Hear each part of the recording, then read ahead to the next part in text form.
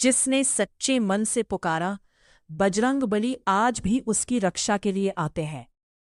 ये बात सुनकर गांव के लोग कांप उठते थे। मध्य प्रदेश के एक छोटे से गांव कांचनपुर के पास एक प्राचीन पर्वत था, जिसे लोग अंजनी शिखर कहते थे। मान्यता थी कि वहां आज भी हनुमान जी अदृश्य रूप में तपस्या करते हैं। लेकिन जो भी उस पर्वत पर रात में गया, वह या तो वापस नहीं लौटा या लौटकर कभी सामान्य नहीं रहा। गांव में रहने वाला 19 वर्ष का युवक अर्जुन बचपन से ही भगवान हनुमान का भक्त था। उसकी मां हर मंगलवार सुंदरकांड का पाठ करती थी। अर्जुन बचपन से सुनता आया था कि कलयुग में केवल हनुमान जी ही ऐसे देव हैं जो आज भी धरती पर जीवित हैं। एक दिन गांव में भयानक संकट आ गया। लगातार 3 बच्चों के गायब होने से पूरा गांव डर में जीने लगा। रात होते ही घरों के दरवाजे बंद हो जाते। लोग कहते, अंजनी शिखर के पास कोई दुष्ट शक्ति जाग चुकी है। गांव के पुजारी ने बताया, ये कोई साधारण शक्ति नहीं। कई वर्षों पहले एक तांत्रिक ने उस पर्वत पर काली साधना की थी। मरते समय उसने शाप दिया था कि एक दिन वह फिर लौटेगा। उस रात अर्जुन सो नहीं पाया। उसकी आत्मा बार बार एक ही बात कह रही थी, अगर सच में हनुमान जी जीवित है तो क्या वे अपने भक्तों की रक्षा नहीं करेंगे? अगली सुबह अर्जुन ने निश्चय कर लिया, वह अकेला अंजनी शिखर जाएगा। उसकी मां डर गई, बेटा वहां मत जा, लोग कहते हैं वहां मौत रहती है। अर्जुन ने मां के चरण छुए। मां, अगर बजरंगबली मेरे साथ है तो मुझे कोई छू भी नहीं सकता। उसने अपने गले में हनुमान जी का छोटा सा लॉकेट पहना और हाथ में गदा का प्रतीक लेकर यात्रा शुरू कर दी। जैसे ही वो पर्वत की ओर बढ़ रहा था, वातावरण बदलता जा रहा था। पक्षियों की आवाजें बंद हो चुकी थी, हवा भारी लग रही थी। अचानक उसे दूर से बच्चों के रोने की आवाज सुनाई दी।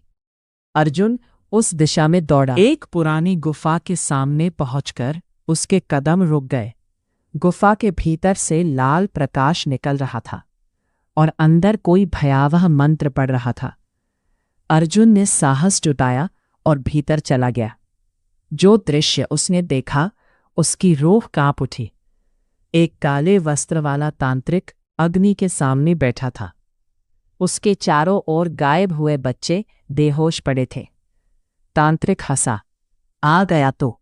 मुझे पता था कोई ना कोई मूर्ख यहां जरूर आएगा।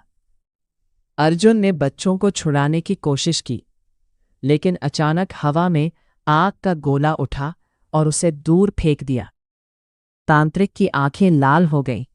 यह पर्वत अब मेरा है, यहां कोई देवता नहीं आता। अर्जुन घायल होकर जमीन पर गिर पड़ा। उसके शरीर से खून बह रहा था। डर पहली बार उसके दिल में उतरा, लेकिन तभी उसे मां की बात याद आई।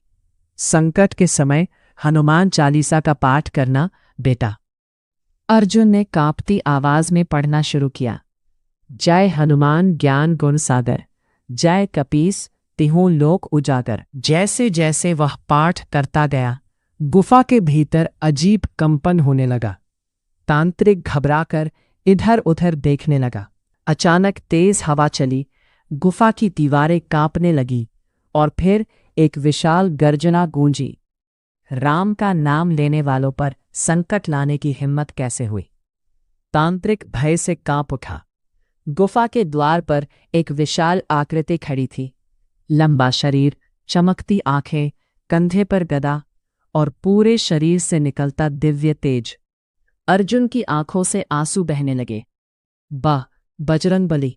तांत्रिक चीखा, नहीं, ये असंभव है, तू आज भी जीवित कैसे हो सकता है? वो दिव्य स्वर फिर गूंजा, जहां राम का नाम है वहां मैं हूं। अचानक पूरी गुफा प्रकाश से भर गई। तांत्रिक ने अपनी काली शक्तियां छोड़ी, लेकिन वे उस दिव्य तेज के सामने राख बन गई। हनुमान जी ने अपनी गदा उठाई और एक ही प्रहार में तांत्रिक की सारी तांत्रिक शक्ति समाप्त हो गई। उसकी भयावह चीख पूरे पर्वत में गूंज उठी। कुछ ही क्षणों में सब शांत हो गया। अर्जुन रोते हुए हनुमान जी के चरणों में गिर पड़ा। प्रभु, क्या सच में आप आज भी धरती पर हैं? हनुमान जी मुस्कुराए। जब तक संसार में राम का नाम रहेगा तब तक मैं भी रहूंगा, लेकिन मुझे देखने के लिए आंखों से ज्यादा सच्चे हृदय की आवश्यकता होती है। अर्जुन ने सिर झुका लिया। प्रभु, मुझे अपने चरणों में स्थान दे दीजिए। हनुमान जी बोले, सच्ची भक्ति केवल मंदिरों में दीप जलाने से नहीं होती।